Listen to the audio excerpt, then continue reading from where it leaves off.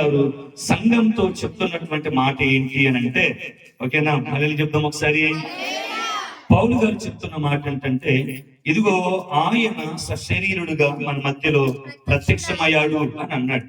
ప్రత్యక్షమైన వ్యక్తి ఎవరు అని అంటే, ఇదిగో దైవం అని చెప్పాడు. ప్రత్యక్షమైన వ్యక్తి ఎవరట? దైవం అని చెప్పాడు. అసలు దేవుడు ఎందుకు ప్రత్యక్షం అవ్వాల్సి వచ్చింది? దేవుడు ఎందుకు భూమి మీదకి రావాల్సి వచ్చింది? అసలు దేవుడు రావాల్సినటువంటి ఆగత్యత ఏమై ఉన్నది? అసలు దేవుడు రాకుండా కూడా తన వాక్కు చేత సమస్తమును కలుగజేసినటువంటి సృష్టికర్త అయినటువంటి దేవుడు, ఆకాశం కలుగును గాక అనగా కలిగింది, భూమి కలుగును గాక అనగా కలిగినాయి, సూర్యచంద్రుడు కలుగును గాక అనగా కలిగాయి, నక్షత్ర రాశులు కలుగును గాక అనగా కలిగాయి, భూమిలో ఉన్నటువంటి సకల జీవరాశులు కలుగును గాక అంటే కలిగాయి. సమస్తాన్ని కూడా దేవుడు తన వాక్కు చేత కలుగజేసినప్పుడు ఆయన శరీరాన్ని ధరించుకొని భూమి మీదకి రాకుండానే పైన ఉండే ఇదిగో భూమి మీద ఉన్నటువంటి ప్రజలందరూ మారుదురు గాక మాట అంటే ఈజీగా అయిపోయేది. ఆకాశం కలుగును గాక అనగా ఏర్పడింది, భూమి కలుగును గాక అనగా ఏర్పడింది, చంద్రమండలం వాయుమండలం అన్ని కలుగును గాక అంటే అన్ని కూడా కలిగాయి. మరి అటువంటి దేవుడు అదే ఆకాశంలో కూర్చొని, అదే మహిమలో కూర్చొని, అదే సింహాసనం మీద కూర్చొని, ఇదిగో భూమి మీద ఉన్నటువంటి పాపాత్మైన మనుషులు అందరూ కూడా మారుదురు గాక అని ఒక్క మాట చెప్తే అందరూ మారుతారు కదా, అందరూ కూడా మారుతారు కదా. మరి ఎందుకు మరి ఆయన భూమి మీదకి వచ్చాడు? ఎందుకు దైవమే శరీరాన్ని ధరించుకొని వచ్చాడు? ఎందుకు దేవుడే మానవుడిగా భూమి మీదకి రావాల్సి వచ్చింది? చాలా మంది దేవుళ్ళుగా పిలువబడ్డారు, చాలా మంది దేవుళ్ళుగా ఆరాధించబడతా ఉన్నారు, మనుషులను కూడా దేవుళ్ళు అని పూజిస్తా ఉన్నారు. మేమే దేవుళ్ళమని చెప్పుకుంటున్నటువంటి బాబాలు ఉన్నారు, చాలా మంది సన్యాసులు ఉన్నారు, చాలా మంది ప్రతిమలను పెట్టుకొని విగ్రహ ఆరాధన చేస్తూ మేమే బాబాలు, మేమే అవతార పురుషులు, మేమే దేవుళ్ళము అని చెప్పుకుంటున్నటువంటి వారు కూడా ఈ సమాజంలో లేకపోలేదు. అర్థమైందా? అటువంటి కఠినమైనటువంటి దినాల్లో ఇదిగో మేమే దేవుళ్ళమని భూమి మీదకి వచ్చారు చాలా మంది. మన భారతదేశంలోనట 33.5 కోట్ల దేవుళ్ళు ఉన్నారంట. 33.5 కోట్ల దేవుళ్ళు ఉన్నారంట. 33.5 కోట్ల దేవుళ్ళు ఉండగా ఈ దేవుడు ఎందుకు రావాల్సి వచ్చింది? 33.5 కోట్ల భూమి మీద ఉన్నప్పుడు ఈ దేవుడు ఎందుకు దిగి రావాల్సి వచ్చింది? చాలా మంది అంటారు కదా, యేసు ప్రభు 2025 సంవత్సరాల ముందు ఉన్నటువంటి వాడు, అంతకంటే ముందే మా దేవుడు ఉన్నాడని నేను చెప్పినప్పుడు మీ దేవుళ్ళు ఉండగా కూడా ఈ దేవుడు రావాల్సిన అవసరం ఏమై ఉన్నది? ఎందుకు రావాల్సి వచ్చింది? 33.5 కోట్ల మంది చేయలేనటువంటి పనిని ఈయన ఎలా చేశాడు? క్రిస్మస్ అంటే ఏంటి అని అంటే, ఇదిగో దేవుడే భూమి మీదకి దిగి రావడమే క్రిస్మస్. అసలు దేవుడు ఎందుకు దిగి వచ్చాడు? వాటి భాగంలోకి డైరెక్ట్ గా వెళ్ళిపోదాం. యేసుక్రీస్తు వారు పుట్టక మునుపు చాలా మంది ప్రవచనాలు చెప్పారు, అందులో చాలా మంది ఉన్నారు. మనకు యేసుక్రీస్తు ఈ భూమి మీదకి వస్తాడు అని ఎప్పుడు ప్రవచనాలు చెప్పబడ్డాయంటే ఆది కాండం నుండి కూడా చెప్పబడుతూనే వస్తా ఉన్నాయి. ఆది కాండం నుండి యేసు ప్రభు అనగా మలాకి గ్రంథం వరకు కూడా యేసు ప్రభువుని గురించి అనేకమైన ప్రవచనాలు బైబిల్ గ్రంథంలో ఉన్నాయి. అందులో ఒక వ్యక్తి రాస్తాడు, దావీదు గారు యేసు ప్రభువుని గురించి రాస్తాడు.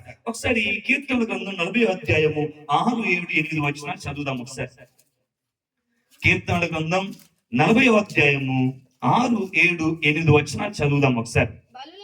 బలులనైనను నైవేద్యములనైనను నీవు కోరుట లేదు, నీవు నాకు చెవులు నిర్మించి ఉన్నావు. దహన బలులనైనను పాప పరిహారార్థ బలులనైనను నీవు తెమ్మనలేదు. అప్పుడు పుస్తకపు చుట్టలో నన్ను గూర్చి వ్రాయబడిన ప్రకారము నేను వచ్చి ఉన్నాను. నా దేవా, నీ చిత్తము నెరవేర్చుట నాకు సంతోషము, నీ ధర్మశాస్త్రము నా ఆంతర్యంలో ఉన్నది అని భక్తుడైనటువంటి దావీదు గారు ఇంచుమించుగా 1000 సంవత్సరాల పూర్వం యేసు ప్రభుని గురించి ఒక మాట రాస్తా ఉన్నాడు. ఎన్ని సంవత్సరాల ముందు అని అంటే 1000 సంవత్సరాల ముందు.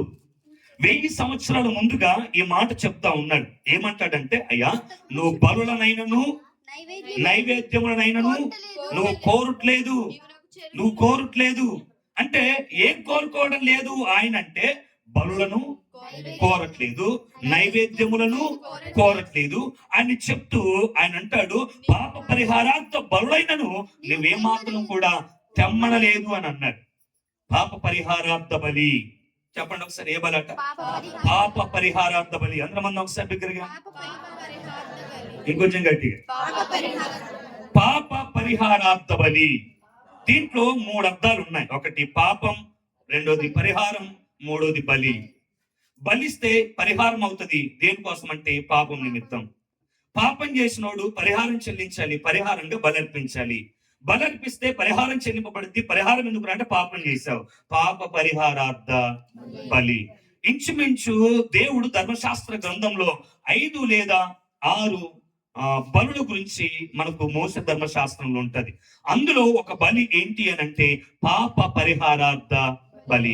ఎందుకు పాప పరిహారార్థ బలి అని అంటే మానవుడు చేసినటువంటి పాపము కొరకు, మానవుడు చేసినటువంటి దోషముల కొరకు, మానవుడు చేసినటువంటి తప్పిదముల కొరకు, మానవుడు దేవుని దృష్టికి జీవించినటువంటి అవిధేయమైనటువంటి జీవితం కొరకు, మానవుడు దేవునికి బ్రతుకుతున్నటువంటి ఆయాసకరమైన బ్రతుకు కొరకు, దేవుని యొక్క ఉగ్రత ఇదిగో అల్పుడైనటువంటి అధముడైనటువంటి మనిషి మీద చూపకుండా ఉండాలి అని అంటే ప్రతి మనిషి కూడా సంవత్సరములకు ఒక మారు తన నిమిత్తము ఇదిగో గొర్రెనైనను, పొట్టేలనైనను, ఇదిగో కోడనైనను తీసుకొని, పావురపు పిల్లనైనను తీసుకొని యాజకుని దగ్గరికి వెళ్ళి యాజకుని చేతిలో పెడితే ఇదిగో యాజకుడు ఇదిగో తన నిమిత్తము అలాగే ప్రజల పాపము నిమిత్తము ఏం చేసేవాడు అని అంటే బలిపీఠము దగ్గరికి వెళ్ళి ఆ బలిని అర్పించగానే ఇదిగో ఆ రక్తంలో వాళ్ళు అనుకునేవారు, మా పాపాలు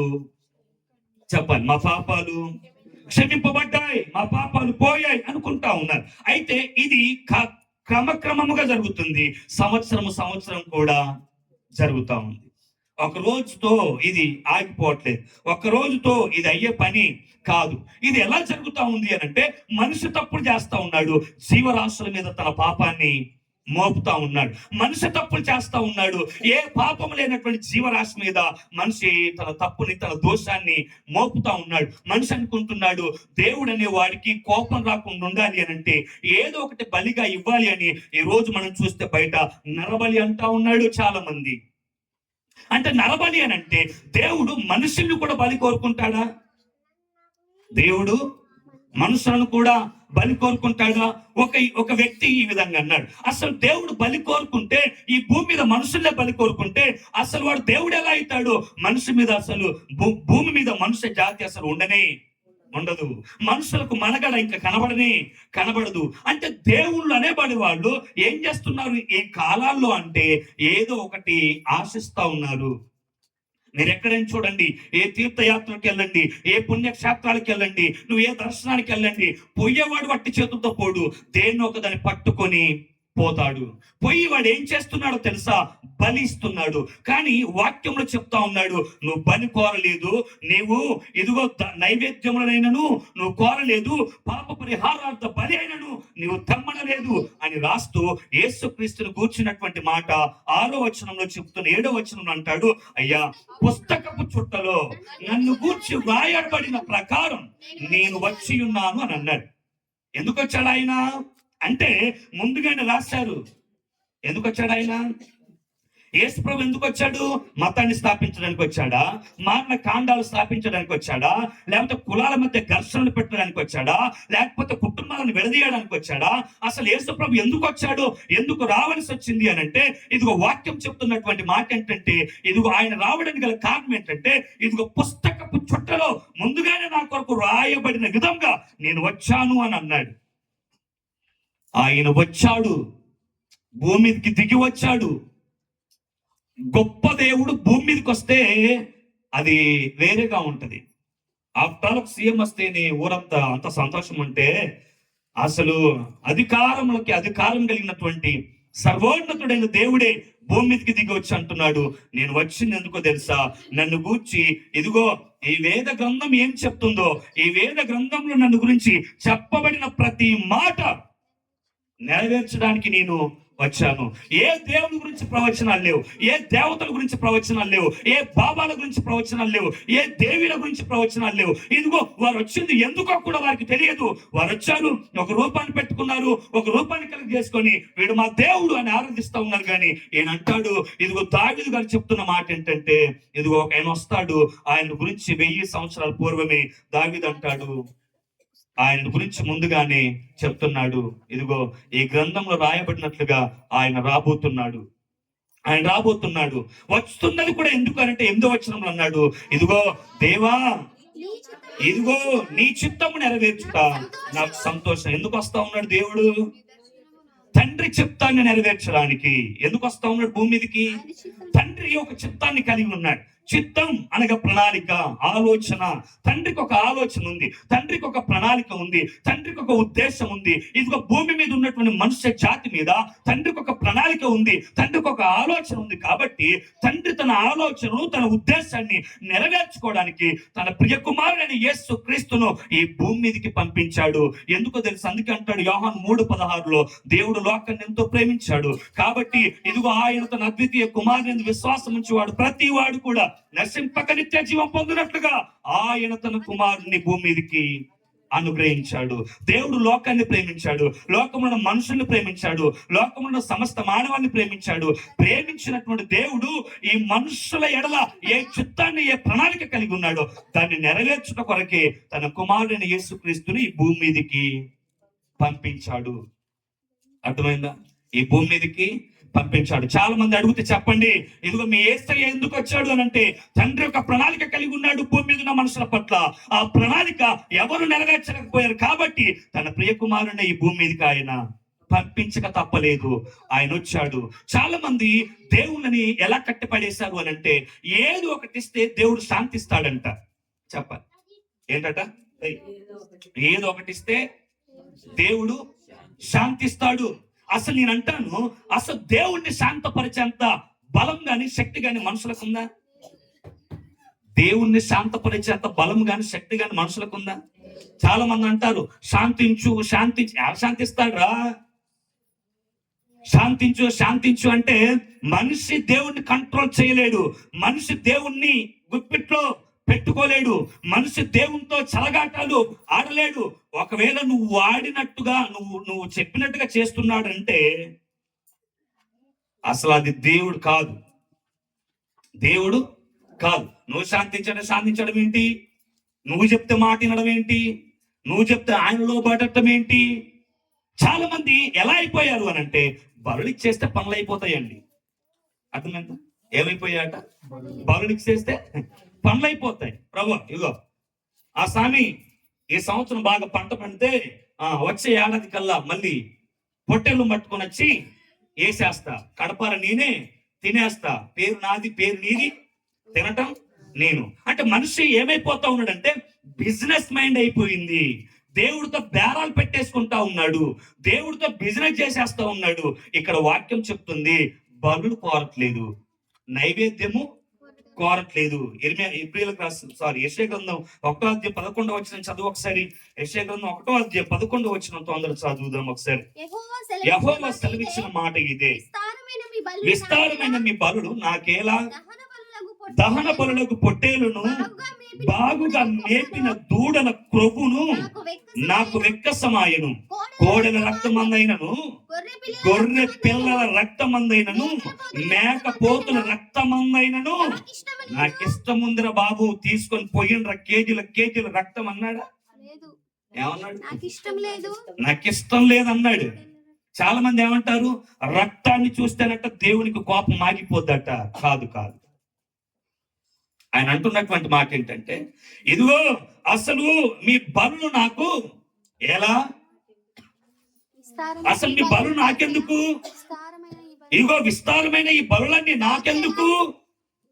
దహన బలులకు పొట్టేళ్లను బాగా మేపిన దూడలు. ఇప్పుడు వస్తా ఉంది కదా, ఇప్పుడు ఏం చేస్తా ఉన్నారు? బాగా మేపుతా ఉన్నారు, బాగా మేపుతా ఉన్నారు. దేవుడి కోసం కాదు మేపేది సుమి, వాళ్ళ కోసం. ఆడ కట్ చేస్తారు, ఈడేసేస్తారు, ఇంత తాగేస్తారు, తాగి తూలేస్తారు, యాక్సిడెంట్లు అయిపోతాయి, చచ్చిపోతారు. ఇక్కడ అంటున్నటువంటి మాట ఏంటంటే, గొర్రె పిల్లల రక్తం మందైనను, ఇదిగో మేక పోతుల రక్తం మందైనను అసలు నాకు ఇష్టం లేదు అని అన్నాడు. నాకు ఇష్టం లేదు, నాకు ఇష్టం లేదు. అసలు వాటిని నేను కోరుకునే దేవుడు నేను కాదు. అసలు ఎందుకు బలి చెల్లించవలసి వస్తుంది? ఎందుకు బలి చెల్లించవలసి వచ్చింది. అంటే ఇంతకు ముందే చెప్పుకున్నాం, మనిషి చేసిన అపరాధముల కొరకు, మనిషి చేసిన పాపముల కొరకు, ఇదిగో మనిషి ప్రాయశ్చిత్తముగా తన దోషమునకు, అతిక్రమం నుంచి విడుదల విమోచనకు క్రయధనముగా ఇదిగో మనిషి బలులు చెల్లిస్తున్నాడు. మనిషి బలులు చెల్లిస్తున్నాడు. అందుకే ఆ బలికి ఒక పేరు పెట్టారు, పాప పరిహారార్థ బలి. ఏ బలట? అంటే బలి చెల్లిస్తే ఏమైపోతుంది? పాపం నుండి విడుదల, పాపం నుండి విమోచన, పాపం నుండి పరిహారం. హెబ్రీయులకు రాసిన గ్రంథకర్త ఒక మాట అంటాడు, 9వ అధ్యాయం 22వ వచనాన్ని చదువుదాం ఒకసారి. ఒకవేళ రక్తం ద్వారానే ఒకవేళ ఏమన్నా అవ్వగలుగుతుందా? కోడెల రక్తం ద్వారా, పొట్టేల రక్తం ద్వారా, మేకపోతుల రక్తం ద్వారా ఏమైనా కార్యాలు జరుగుతాయా? ఒకవేళ పాపానికి విడుదల ఉందా? పాపానికి విమోచన ఉందా అంటే హెబ్రీయులకు రాసిన పత్రిక 9:22 ప్రకారం, మరియు ధర్మశాస్త్రము ప్రకారం సమస్త వస్తువులను రక్తము చేత శుద్ధి చేయబడుననియు, రక్తము చిందింపకుండా పాప క్షమాపణ కలగదనియు సామాన్యంగా చెప్పవచ్చు. ఏంటట? హల్లెలూయా. శబ్దం దగ్గరగా హల్లెలూయా, హల్లెలూయా. ఏమంటా ఉన్నాడు? ధర్మశాస్త్రం ఏం చెప్తుందట? ధర్మశాస్త్రం ఏం చెప్తుంది? మోషే ధర్మశాస్త్రం ఏం చెప్తుంది అనంటే, ఇదిగో ధర్మశాస్త్ర ప్రకారం అయితే, దేవుడు నియమించిన కట్టడల, ఆజ్ఞల, విధుల, నియమముల ప్రకారం అయితే సమస్త వస్తువులు శుద్ధీకరించబడాలి అనంటే, మనుషులు పవిత్రపరచబడాలి అనంటే, పరిశుద్ధతలోనికి రావాలి అనంటే ఇదిగో సామాన్యముగా బలి అర్పించాలి. అది ధర్మశాస్త్రం చెప్తుంది. సమస్త వస్తువులు కూడా ఇదిగో రక్తము చిందింపకుండా పాప క్షమాపణ కలగదు. ఏంటంట? రక్తం చిందింపకుండా పాప క్షమాపణ కలగదు. పాప క్షమాపణ లేదు. అంటే పాపానికి విరుగుడేంటి? బలి. పాపానికి విరుగుడేంటి? బలి. అయితే ఈ బలి ద్వారా శాశ్వతమైన పరిష్కారం దొరకడం లేదు మనిషికి. బలి అర్పిస్తున్నాడు, 1 సంవత్సరం ఆగిపోయిందా అంటే లేదు. మళ్ళీ సంవత్సరం, మళ్ళీ సంవత్సరం, మళ్ళీ సంవత్సరం, మళ్ళీ సంవత్సరం, మళ్ళీ సంవత్సరం. ఏమైపోతా ఉందంటే ఇదంతా కంటిన్యూ అయిపోతా ఉంది. ఇదంతా ఈ విధంగానే కొనసాగుతా ఉంది. అందుకే వాక్యం చెప్తున్నటువంటి మాట ఏంటంటే, ఇదిగో రక్తము చిందింపకుండా పాప క్షమాపణ, చెప్పండి, పాప క్షమాపణ కలగదు. కాబట్టి ఇప్పుడు ఖచ్చితంగా రక్తము చిందించాలి. అందుకే వేదాలు చెప్తున్నాయి, సర్వ పాప పరిహారార్థో రక్త ప్రోక్షణం నవస్యం తదు రక్తం పరమాత్మేనాం పుణ్యదాన బలియాగం. అంటే దాని అర్థం ఏంటి? సర్వ ప్రపంచ మానవాళి యొక్క పాపానికి పరిహారం చెందాలి అంటే రక్త ప్రోక్షణ అవశ్యం. అంటే రక్తం చిందించడం తప్పదు, అది అవసరమే. అయితే తదు రక్తం పరమాత్మేనాం అంటే ఆ రక్తం పరమాత్ముడిదై ఉండాలి. మేకలది కాదు, గొర్రెలది కాదు, కోడలది కాదు, పొట్టేళ్ళది కాదు, పావురపు పిల్లలది కాదు, ఇదిగో కోళ్ళది కాదు. ఆ రక్తం పరమాత్ముడిదై ఉండాలి. ఆ బలియాగం ద్వారా, ఆ పుణ్యదాన బలియాగం ద్వారా అప్పుడు మనిషికి పాపముల నుండి విడుదల ఉంది అని చెప్తున్నాయి వేదాలు. పురాణాలు అదే చెప్తున్నాయి. పురాణంలో రాసిన మాట అది. ఏమంటా ఉన్నాడు అని అంటే, పాపానికి విరుగుడేదంటే పరమాత్ముడు ఖచ్చితంగా రక్తాన్ని చిందించాలి. పరమాత్ముడు రక్తాన్ని చిందించాలి. కానీ మనుషులు ఏం చేస్తా ఉన్నారు? హలో, మనుషులు ఏం చేస్తా ఉన్నారు? పొట్టేళ్ల రక్తాన్ని చిందిస్తా ఉన్నారు, తర్వాత గొర్రెల రక్తాన్ని చిందిస్తా ఉన్నారు, తర్వాత మేకపోతుల రక్తాన్ని చిందిస్తా ఉన్నారు, తర్వాత కోళ్ళ రక్తాన్ని చిందిస్తా ఉన్నారు, తర్వాత పందుల రక్తాన్ని కూడా చిందిస్తా ఉన్నారు, తర్వాత ఆ నల్ల కోడి రక్తం అట, ఎర్ర కోడి రక్తం అట, ఏది పడితే అది ఏం చేస్తా ఉన్నారు అని అంటే చిందిస్తా ఉన్నారు. కానీ వాక్యం చెప్తుంది ఏంటంటే, వాక్యమే కాదు మీ పురాణాలు చెప్తున్న మాట ఏంటంటే, ఇదిగో సర్వ పాప పరిహారార్థో రక్త ప్రోక్షణ అవశ్యం. అయితే తదు రక్తం పరమాత్మేనాం, ఆ రక్తం పరమాత్ముడిదై ఉండాలి. ఎవడయ్యా భూమి మీద పరమాత్ముడు? ఎవడయ్యా భూమి మీద మంచివాడు? ఎవడయ్యా భూమి మీద పాపం లేనివాడు? ఎవడయ్యా భూమి మీద పరిశుద్ధత కలిగిన వాడు? ఎవడయ్యా భూమి మీద ఏ లోపం లేకుండా జీవించిన వాడు అంటే, వచ్చిన 33.5 కోట్ల దేవతల్లో ఏ ఒక్కడిలో పరిశుద్ధత లేదు, పాపమే దాగి ఉంది. కాబట్టి ఈ పరమాత్ముడు భూమి మీదకి దిగి రావాల్సి వచ్చింది. అదే క్రిస్మస్. అర్థమైందా? పరమాత్ముడిగా వచ్చాడు ఆయన, పాపము లేనివాడిగా ఈ భూమి మీద ఆయన జీవించాడు ఆయన. 3.5 సంవత్సరం 33 సంవత్సరాలు భూమి మీద బ్రతికాడు ఆయన. ఆయన అంటున్నాడు, నాలో పాపం ఉన్నదని మీలో ఎవడైనా స్థాపించగలడా? పొంతి పిలాతు అంటున్నాడు, ఈయనలో ఏ దోషాన్ని నేను కనుగొనలేకపోయాను. పిలాతు భార్య అంటుంది, ఆ నీతిమంతుడైన యేసు జోలికి నువ్వు పోవద్దు, దొంగ అంటున్నాడు. ఇదిగో ఈ దోషము నీకు నాకు సరైనదే, కానీ ఇదిగో ఆయనకు సరైనది కాదు. ఎంతమంది సాక్ష్యం చెప్పారో తెలుసా ఆయన గురించి? ఎంతమంది చెప్తున్నారో తెలుసా? కైసర్ అంటా ఉన్నాడు, చాలా మంది ప్రజలు అంటున్నారు, ఆయనలో పాపము లేనే లేదు. పాపము లేని పరిశుద్ధుడు, పాపము లేని నీతిమంతుడు, పాపము లేని ఇదిగో నిష్కల్మషుడు. ఇదిగో ఆయనలో ఏ కోణంలో చూసినా మనిషి పాపాన్ని ఏ మాత్రం కూడా చూడలేడు. మనిషి పాపం చేసి తన పాపాన్ని ఎక్కడ మోపుతున్నాడటంటే చెప్పాలి. ఏం చేస్తా ఉన్నాడట? హలో, ఏం చేస్తా ఉన్నాడు? చెప్తాం. హల్లెలూయా. మీరు లేట్ చేస్తే లేట్ అయిపోతుంది, ఆ తర్వాత మీ ఇష్టం. ఓకేనా? అన్న కోసం వదిలిపెట్టారు. ఏమంటా ఉన్నాడు అంటే, ఇదిగో రక్తము చిందింపకుండా పాప క్షమాపణ, చెప్పాలి, రక్తము చిందింపకుండా పాప క్షమాపణ లేదు. అయితే అదే గ్రంథకర్త అంటాడు, 10వ అధ్యాయంకి వెళ్ళిపోదాం ఒకసారి. 4వ వచనం తొందర చదువుదాం. 10వ అధ్యాయం 4వ వచనం, సమయానుకూలంగానే ముగిస్తాను. ఓకేనా? 10వ అధ్యాయం 4వ వచనం తొందర చదువుదాం. ఏలయనగా ఎడ్ల యొక్కయు మేకల యొక్కయు రక్తము పాపములను తీసివేయుట అసాధ్యం, ఇంపాసిబుల్ అన్నాడు. ఇంపాసిబుల్, అది అయ్యే పని కాదు అని అన్నాడు. ఏదేది? ఎడ్ల యొక్క మేకల యొక్క రక్తము పాపములను తీసివేయుట అసాధ్యం, అసాధ్యం, అసాధ్యం. ఏది? మేక రక్తము మనిషి పాపాన్ని తీసేంత శక్తి దానిలో లేదు. మనిషి పాపాన్ని పరిహరించేంత శక్తి ఇదిగో మేకల రక్తంలో, ఎట్ల రక్తంలో లేదు. ఉందా? లేదు, లేదు, లేదు. వాక్యం అదే చెప్తుంది, వేదాలు అదే చెప్తా ఉన్నాయి, పురాణాలు అదే చెప్తా ఉన్నారు, ఋషులు కూడా అదే చెప్తా ఉన్నారు, బాబాలు అదే చెప్తా మొత్తుకుంటా ఉన్నారు. ఇదిగో వాటి వలన ఉపయోగం లేదు. వాటి వలన మనిషికి పాప క్షమాపణ, విడుదల లేదు. అందుకే చెప్తున్నాడు, ఇదిగో వాటి రక్తము పాపములను తీసివేయుట, చెప్పాలి, ఏంటట? అసాధ్యం, అసాధ్యం, అసాధ్యం. అయ్యే పని ఏమాత్రం కూడా కాదు. అయితే ఇప్పుడు ఎవరు చనిపోవాలి మరి? యావత్ భూ ప్రపంచమంతా ఇప్పుడు ఎక్కడ ఉంది అని అంటే పాపపు బంధకాల్లో ఉంది.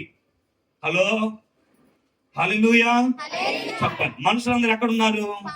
పాపపు బంధించింది, పాపము బంధించింది. ఆజ్ఞాతిక్రమమే పాపం. పాపము వల్ల వచ్చి జీతము మరణం, మరణం. మనిషి ఆజ్ఞను అతిక్రమిస్తున్నాడు, ఆజ్ఞను అతిక్రమించి పాపం చేస్తా ఉన్నాడు. పాపాన్ని చేసి దానికి ఫలితంగా మరణాన్ని కొని తెచ్చుకుంటున్నాడు. ఆ మరణమే 2వ అగ్నిగుండం అని ప్రకటన గ్రంథం చెప్తుంది. అదే నిత్య నరకం అని బైబిల్ చెప్తా ఉంది. అయితే ఇప్పుడు మనిషి తప్పించబడాలి. దేని నుంచి తప్పించబడాలి అని అంటే పాపము నుండి. ఏంటంటే దేని నుండి? పాపం ఎలాంటిదో చెప్తా విను. హెబ్రీయులకు రాసిన పత్రిక 12వ అధ్యాయం 1వ వచనంలో అంటాడు, ఎంత గొప్ప సాక్షి సమూహము వేగము వలె మనల్ని ఆవరించి ఉన్నందున ఇదిగో మనము కూడా సులువుగా చిక్కులు పెట్టు పాపం. పాపం ఎలాంటిదట? సులువు. కానీ ఇంగ్లీష్ లో అన్నాడు ఈజీ అని అన్నాడు. పాపం ఈజీగా చిక్కులు పెట్టుదట, పాపం ఈజీగా పడేస్తుందట, పాపం ఈజీగా ప్రేరేపిస్తుందట, పాపము సులువుగా పాపాన్ని చేపిస్తుందంట. ఇప్పుడు ఈ పాపములో భూప్రపంచం అంతా కూడా ఉంది. అలా దేవుడు భూమిని చేసినప్పుడు భూమి మీద మనిషికి శాంతి లేదు, సమాధానం లేదు. పాపం ఉంది, అంధకార రాజ్యం ఉంది, చీకటి రాజ్యం ఉంది. ఎక్కడ చూసిన శాంతి సమాధానం లేకుండా పోయింది. ఇప్పుడు అనేకులు కూడా మొత్తుకుంటున్నారు, ఏంటంటే దేవా, దేవా దిగిరా. ఏం చేస్తా ఉన్నారు చెప్పాలి? మనుషులు మొత్తుకున్నారా లేదా? మొత్తుకున్నారా లేదా? మనం చదువుదామా శ్లోకం? మరి చదువుదామా? చదువుదాం అన్నట్టు చదువుదాం. ఏమన్నారు? వాళ్ళ ఇంటికాడ చదువు. ఏంటంట? అసతోమా తమసోమా జ్యోతిర్గమయ మృత్యోర్మా అమృతంగమయ ఓం శాంతి శాంతి శాంతి. అంటే మనుషులు ఏం చేస్తా ఉన్నారు? అసత్యంలో ఉన్న నాయన మమ్మల్ని సత్యంలోకి నడిపించు. చీకటిలో బ్రతుకుతా ఉన్నాం, ఇదిగో మమ్మల్ని వెలుగులోనికి నడిపించు. ఇదిగో మరణంతో పోరాడుతున్నాం, మరణమే లేనటువంటి నిత్యత్వంలోనికి మమ్మల్ని నడిపించు. నడిపించడానికి ఓ దేవా రా, దిగిరా దిగిరా అంటే చాలా మంది వచ్చారు, నేనే దేవుణ్ణి అన్నాడు, నడిపించలేకపోయాడు. చాలా మంది వచ్చారు, నేనే దేవుణ్ణి అన్నాడు, నడిపించలేకపోయారు. మనుషులు కూడా వచ్చారు, నేనే దేవుణ్ణి అన్నారు, నడిపించలేకపోయారు. ఎవరి వల్ల కాకపోతే ఈయన వచ్చాడు, యేసు అంటున్నాడు, నేనే మార్గం, నేనే సత్యం, నేనే జీవం, నా ద్వారా తప్ప తండ్రి యొద్దకు రావడానికి ఏ ఒక్కడికి ఆస్కారం లేదు. తండ్రి యొద్దకు నిన్ను తీసుకుపోవడానికి యేసుక్రీస్తు ఈ లోకానికి రావలసి వచ్చింది. హల్లెలూయా, హల్లెలూయా, హల్లెలూయా, హల్లెలూయా, హల్లెలూయా, హల్లెలూయా. ఎఫెసీయులకు రాసిన పత్రికలు అంటాడు 2వ అధ్యాయం 1వ వచనంలో, మీరు మీ అపరాధముల చేతను పాపముల చేతను చచ్చిన వారై ఉండగా. మనిషి ఎక్కడ చనిపోయాడట? హలో, మనిషి చనిపోయి ఉన్నాడట, మనిషి చనిపోయి ఉన్నాడట. ఇదిగో వాక్యం చెప్తుంది. నాకే చూడండి, చాలా జాగ్రత్తగా వినండి. మీరు డిస్టర్బ్ అయితే నేను డిస్టర్బ్ అయితే సగం లాంగ్ అయిపోతే టైం, తర్వాత నన్ను అయితే నువ్వేమన్నా ఇంకంతే. ఓకేనా? అందరికి ఇదేనా నమస్కారం, సంస్కారం. నేను సమయానుకూలంగా, ఎందుకంటే ముందే చెప్పారు ఇక్కడ వీళ్ళని చూసి. ఓకేనా? కాబట్టి కొద్దిసేపు నాకు అయిపోయింది, ఇంకేం లేదు, ఆల్మోస్ట్ అంతా స్కిప్ చేసుకుంటూ వస్తాం. ఓకే, మళ్ళీ చెప్తాను నేను ఏంటిది, ఏం చెప్పాను నేను ఇప్పుడు.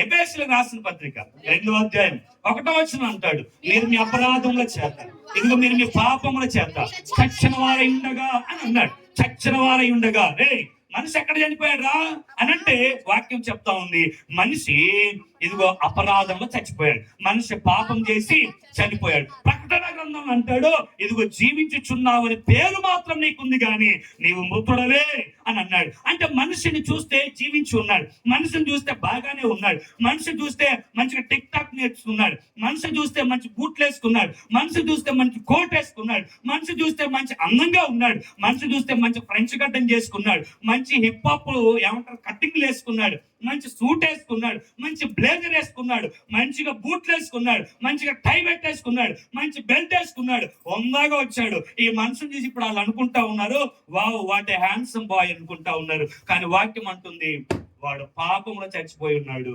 వాడు అపరాధంలో చచ్చిపోయి ఉన్నాడు. చచ్చిపోయిన మనిషి చిచి అని దేవుడు అంటే, చచ్చిపోయిన మనిషిని పట్టుకొని వావ్ అని ఈ లోకం అంటుంది. అర్థమైపోయింది?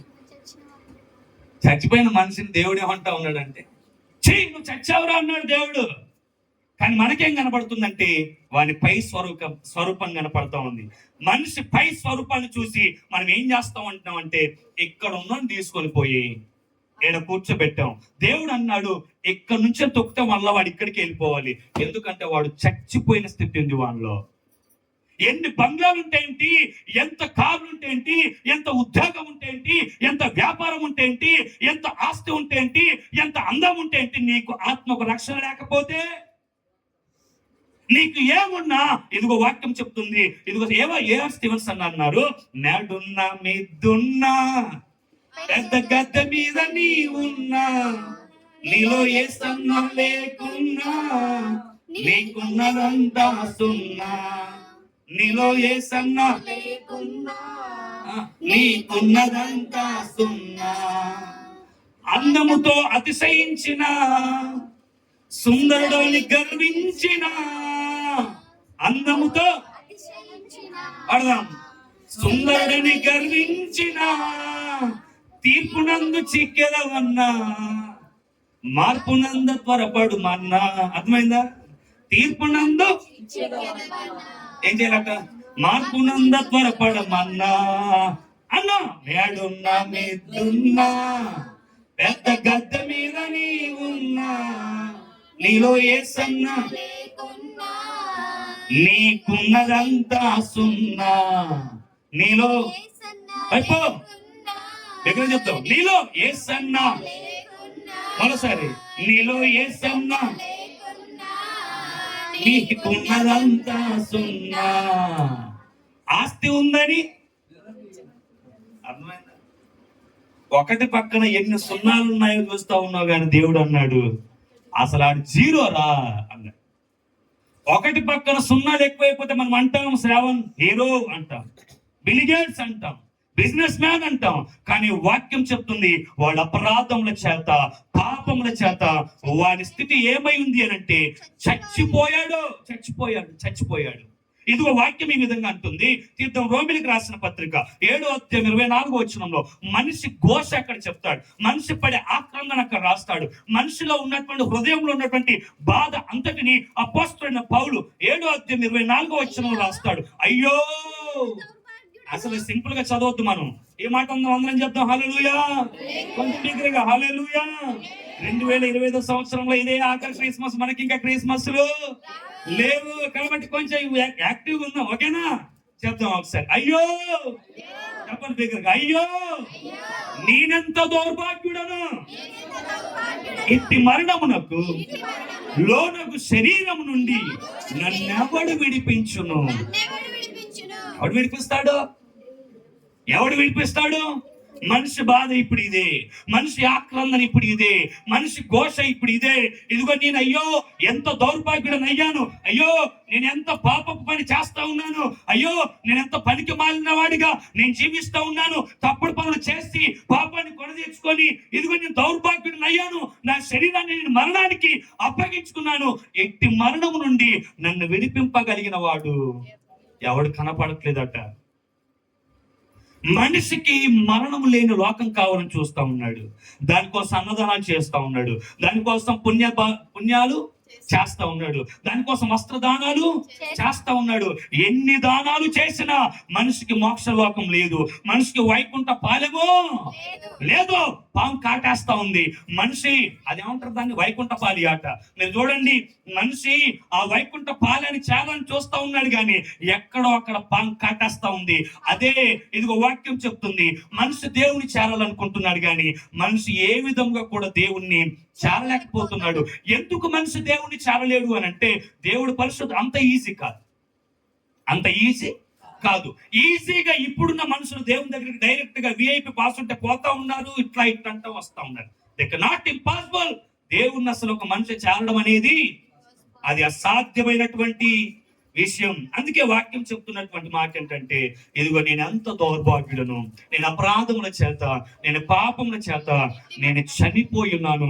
ఎట్టి మరణమునకు లోనైనటువంటి నా ఈ శరీరంను ఎవడు విడిపించగలడు అని ఇదిగో అనేకులు ఏడుస్తా ఉంటే, ఇదిగో ఈ మరణమునకు లోనైనటువంటి ఈ పాప శరీరమును విడిపించడానికి పరమాత్ముడు భూమి మీదకి రావలసి వచ్చింది. హల్లెలూయా, సంతోషంగా చెప్తామా హల్లెలూయా, హల్లెలూయా, హల్లెలూయా. అయితే దిగి వచ్చిన ఆయన రాస్తా ఉన్నాడు, హెబ్రీయులకు రాసిన పత్రిక 10:5-6-7 తొందరగా చదువుదాం ఒకసారి.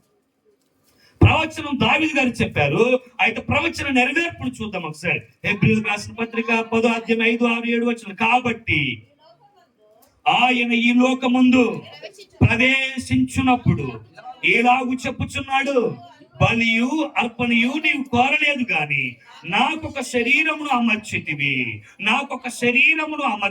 చదువుదాం. పూర్ణ హోమములను పాప పరిహారార్థ బలులను నీకు ఇష్టమైనవి కావు. అప్పుడు నేను గంధపు చుట్టలో నన్ను గూర్చి వ్రాయబడిన ప్రకారం దేవా నీ చిత్తము నెరవేర్చుటకు ఇదిగో నేను వచ్చి ఉన్నాను. చెప్తున్నాడా లేదా? హల్లెలూయా. వాక్యం అంటుంది, ఈ లోకం ముందు ప్రవేశించినప్పుడు అట ఆయన అంటున్నాడు, అయ్యా నువ్వు బలియు అర్పణ కోరలేదు, పూర్ణ హోమములైనను పాప పరిహారార్థ బలులైనను నీకు ఇష్టమైనవి కావు. అదే చెప్తా ఉన్నాడు దేవుడు. నేను నైవేద్యాలను ధూప దీప నైవేద్యాలు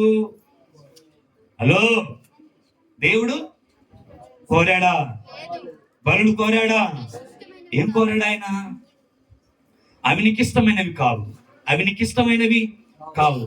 ఏమి ఇష్టమైనది అని అంటే, బలిగా చెల్లించాలంటే ఏం అవసరము అని అంటే, ఇదిగో పరమాత్మని రక్తం ద్వారానే ఇది సాధ్యమయ్యేటువంటి పని.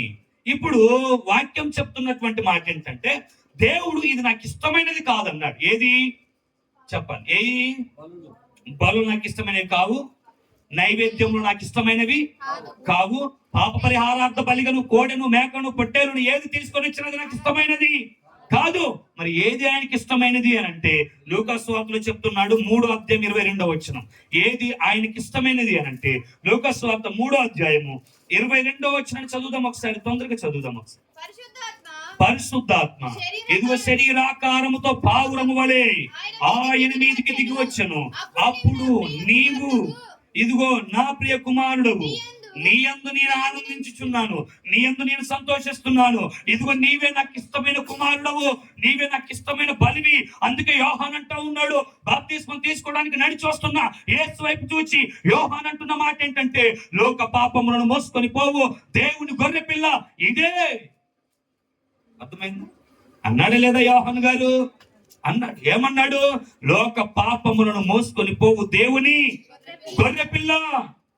అందుకే చెప్తున్నాడు, నీవు నా ప్రియ కుమారుడవు, నీవు నాకు ఇష్టమైన కుమారుడవు, నీ యందు నేను ఆనందిస్తున్నాను. ఎందుకు ఆనందిస్తున్నాడో తెలుసా? ఆయన తండ్రి చిత్తాన్ని నెరవేర్చడానికి ఈ భూమి మీదకి వచ్చాడు. హల్లెలూయా, చెప్తాం హల్లెలూయా. తండ్రి చిత్తాన్ని నెరవేర్చడానికి ఇది కుమారుడు శరీరాన్ని ధరించుకొని భూమి మీదకి వచ్చాడు. ఇది నా మాట కాదు. రోమిలకు రాసిన పత్రిక 8వ అధ్యాయం 4వ రోమిలకు రాసిన పత్రిక 8వ అధ్యాయం 4వ దేవుడు తన సొంత కుమారుణ్ణి పాప శరీరాకారముతో పంపి ఆయన శరీరమందు పాపమునకు శిక్ష విధించను. ఉందా లేదా? ఆయన శరీరమందు ఏం చేశాడంటే ఈ పాపానికి శిక్ష విధించాడు. ఎందుకు అని అంటే ఇదిగో ఏ పరమాత్ముడు భూమి మీద లేడు. ఇదిగో యోబు గ్రంథంలో అంటాడు, పాప సహితులలో నుండి పాపరహితుడు పుట్టగలిగిన ఎంత మేలు. అలాగును ఎవడు పుట్టనేరడు, అలాగును ఎవడును పుట్టి కూడా ఉండడు. పుడితే బాగుండు అని మనుషులందరూ అనుకుంటా ఉంటే వాక్యం చెప్తుంది, ఒక అతను భూమి మీదకి వచ్చాడు, ఆయనలో ఏ పాపము లేదు, ఆయనలో ఏ దోషము లేదు, ఆయనలో ఏ కపటము లేదు, ఆయనలో ఏ వ్యభిచారము లేదు, ఆయనలో ఏ దొంగతనము లేదు. భూమి మీదకి వచ్చినటువంటి ప్రతి వాళ్ళు ఏదో ఒక లోపం ఉంది, కానీ లోపము లేనటువంటి ఏకైక దేవుడు ఈయనే. అయితే దేవుడు తన కుమారుణ్ణి ఈ భూమి మీదకి శరీరాకారముతో పంపించాడట. శరీరాకారమును దాల్చుకొని వచ్చిన ఆయనకు ఈ శరీరమందు ఏం చేశాడు అని అంటే పాపమునకు శిక్ష. చెప్పండి, ఏం చేశాడట? హలో, ఇంకొంత పెరిగింది. హల్లెలూయా, హల్లెలూయా, హల్లెలూయా. ఏం చేశాడంట? ఈ పాపమునకు ఆయన శరీరమందు ఏం చేశాడంట? శిక్ష విధించాడు. ఏం చేశాడంట? శిక్ష విధించాడు. ఏం చేశాడంట? శిక్షను విధించాడు. ఎవరికి అందు? చెప్పాలి, ఎవరి అందు?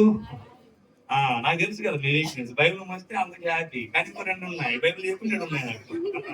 హల్లెలూయా. ఆయన పాపమునకు శిక్ష యేసుక్రీస్తు శరీరమందు విధించను అని వాక్యం చాలా స్పష్టంగా చెప్తాం. ఇంకా 2 మాటలు చదివించి నేను ముగించేస్తాను. ఓకేనా? చదువుదాం. 1 పేతురు పత్రిక 3వ అధ్యాయం 18వ చదువుదాం ఒకసారి. 1 పేతురు పత్రిక 3వ అధ్యాయం 18వ. దేవుని చిత్తం ఇలాగున్న ఎడల 1 పేతురు 3:18 ఏలయనగా మనలను దేవుని యొద్దకు తెచ్చుటకు అనీతిమంతుల కొరకు నీతిమంతుడైన క్రీస్తు శరీర విషయంలో చంపబడ్డాడు. దేనికోసం అంట? ఏలయనగా మనలను దేవుని యొద్దకు తేవడానికి అనీతిమంతుల కొరకు నీతిమంతుడైన క్రీస్తు శరీర విషయంలో చంపబడ్డాడు అని చెప్తా ఉన్నాడు. శరీర విషయంలో చంపబడ్డాడు. ఎవరి కొరకు చంపబడ్డాడు? నీతిమంతుల కొరకు, అనీతిమంతులను నీతిమంతులను చేయడానికి. ఇప్పుడు అనీతిమంతుడు నీతిమంతుడైతే ఈ నీతిమంతుడైన మనుషుడు నీతిమంతుడైన దేవుని దగ్గరికి సరాసరి వెళ్ళగలుగుతాడు. ఇప్పుడు మనుషులో పాపాన్ని పెట్టుకొని దేవుని దగ్గరికి వెళ్ళాలి అని అంటే వెళ్తాడా? ఆవలింతలిస్తే పోతాడా?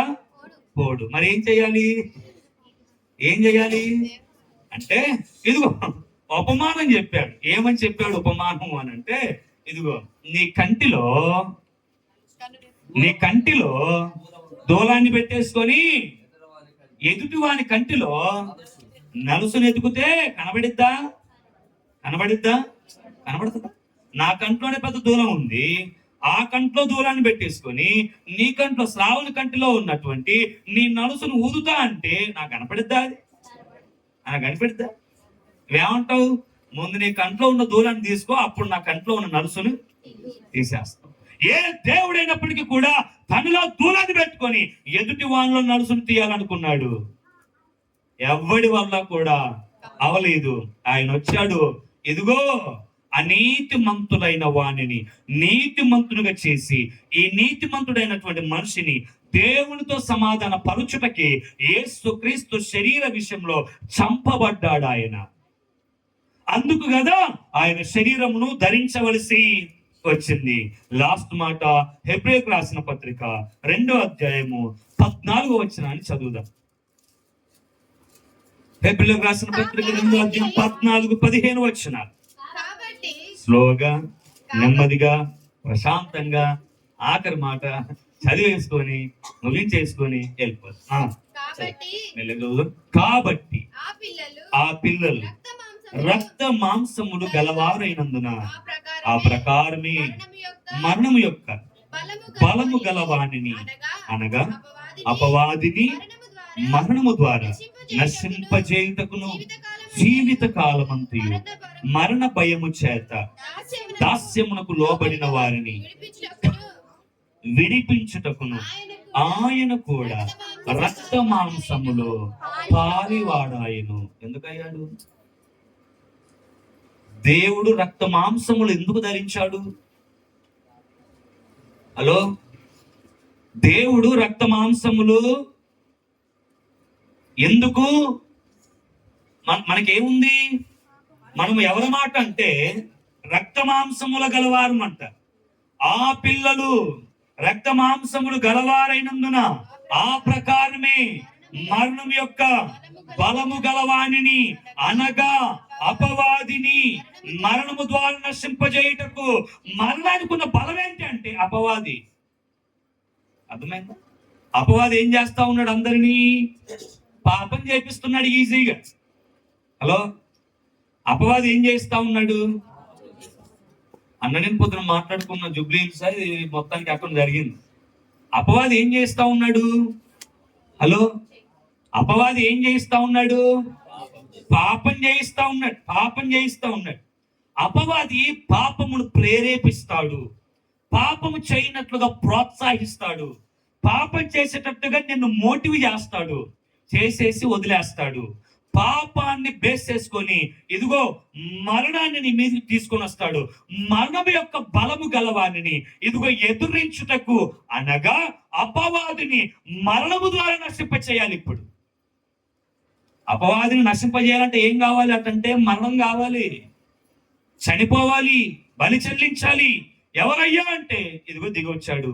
ఆయనే చెప్తున్నాడు, ఆ దిగి వచ్చినటువంటి దేవుడు ఇదిగో జీవిత కాలం అంతా మరణ భయము చేత దాస్యమునకు లోబడినటువంటి వారందరినీ విడిపించుటకు ఆయన కూడా రక్త మాంసంలో పాలివాడయ్యాడు. ఆయన రక్త మాంసంలో పాలివాడై తన ఆఖరి రక్తము బొట్టు వరకు చిందించి ఆయన తన ప్రాణాన్ని కల్వరి సిలువలో ఏం చేశాడు? పనంగా పెట్టేసి లోకమున్న సమస్త మానవాళిక పాపాన్ని తన భుజముల మీద మోసుకొని ప్రతి ఒక్కరిని కూడా ఇదిగో వాక్యం చెప్తుంది, ఇదిగో యేసుక్రీస్తు రక్తము ప్రతి పాపము నుండి మనల్ని పవిత్రుడుగా చేయును. ఎందరైతే క్రీస్తు రక్తంలో కడగబడతారో వాళ్ళందరూ కూడా దేవుని కుమారులు అగుటకు యోగ్యత ఉంది. అర్థమైందా? ఇప్పుడు ఆయన రక్తములో ఆయన బలియాగం ద్వారా ఇప్పుడు మనకి ఎక్కడ దొరికిందంటే తండ్రి యొద్ద ఉండే భాగ్యం మనకు దొరికింది. తండ్రితో ఏ సమాధానాన్ని మనిషి కోల్పోయాడు, తండ్రితో ఏ ఐక్యత మనిషి కోల్పోయాడు, తండ్రితో ఏ ప్రేమనైతే మనిషి కోల్పోయాడు, తండ్రితో ఉన్నటువంటి ఏ సంబంధాన్ని అయితే కోల్పోయాడో, యేసుక్రీస్తు ఈ భూమి మీదకి వచ్చి వారధిగా ఉండి అటు తండ్రిని అనగా అటు దైవమును, ఇదిగో దైవముతో సంబంధం కోల్పోయిన మనిషిని ఏకము చేశాడు. అదే క్రిస్మస్, అదే క్రిస్మస్. అర్థమైందా? కాబట్టి వాక్యము మూల పాఠం చదువుదాం ఒకసారి. దైవ భక్తిని కూర్చున్న మర్మం చాలా గొప్పది. ఆయన సశరీరుడుగా భూమి మీద ప్రత్యక్షుడయ్యాడు. ఎందుకయ్యా నీవు సశరీరమును ధరించుకొని భూమి మీద ప్రత్యక్షమయ్యావు అని అంటే, ఆయన బలి చెల్లించకపోతే, ఆయన బలియాగం లేకపోతే మనిషికి పాపం నుండి శాశ్వతమైనటువంటి పరిష్కారం లేదు. ఎందరైతే ఆయన రక్తం కడగబడతారో వారందరికీ పాపం నుండి విడుదల ఉంది. అట్టి కృప దేవుడు మనకు సమృద్ధిగా అనుగ్రహించును గాక.